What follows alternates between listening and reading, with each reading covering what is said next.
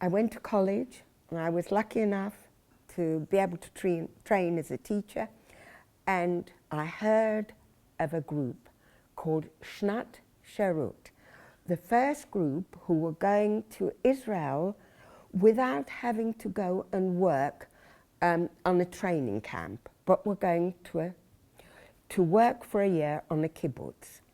And amazingly, Helen, who is here, joined the same group, and another mutual friend of ours, Naomi, who we're in very close touch with.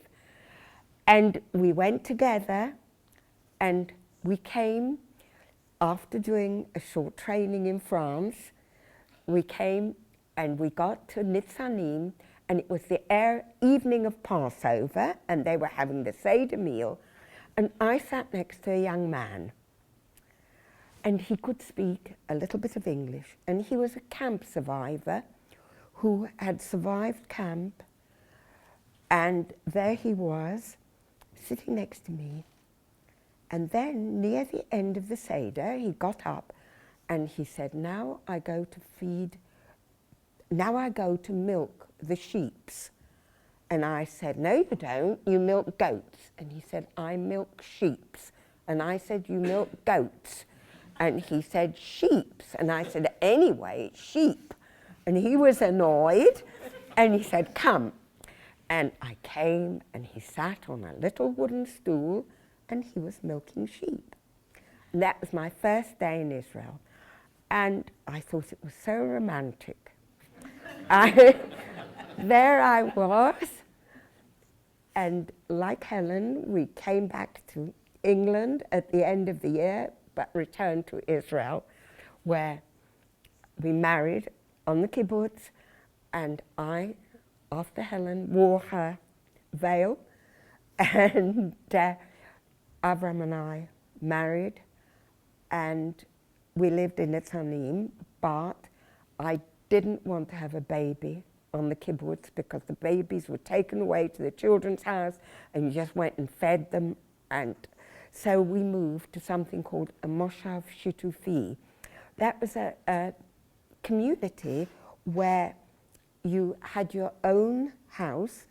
In our case, it was an Arab, one-room Arab building, but you got your food from a communal store, you cooked for your own husband, and you could keep your child, and then the men worked and the women worked, and when they had children, they could begin by working in the nursery, and you had a communal meal on a Friday, but we had no money, and I was pregnant, and I got very ill.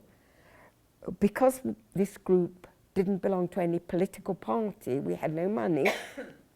Avram had huge holes in his shoes where he was working, but we had no money for shoe leather.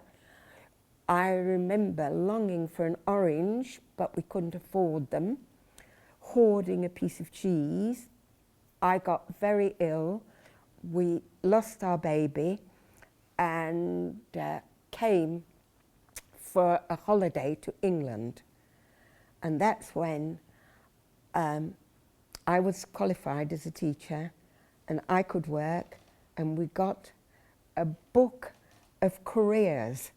And my husband, who'd had an education till the age of 13 in Poland, where if I have time I will tell you a little bit of his story, where he had 1 year of grammar school when the Germans came, so he had to leave school, and had no more education from the age of 13, but he could speak Polish, he could speak German. I could teach him English, and he always could read English. That's how when I knew him, he was already reading English. And all we had to pay for was for him to get some maths and science, because he found physiotherapy, which in these days you have to have A levels and I don't know what. In those days you just needed 5 O levels, and he could do physiotherapy.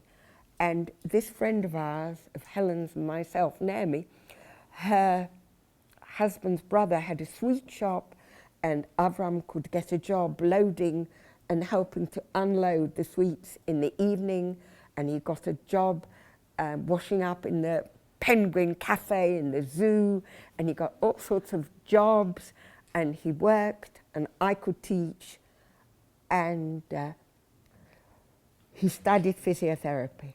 And we planned to go back to England. We'd left our books there, but by the time he qualified, I had a baby, he could have a job, and we made our life here in England.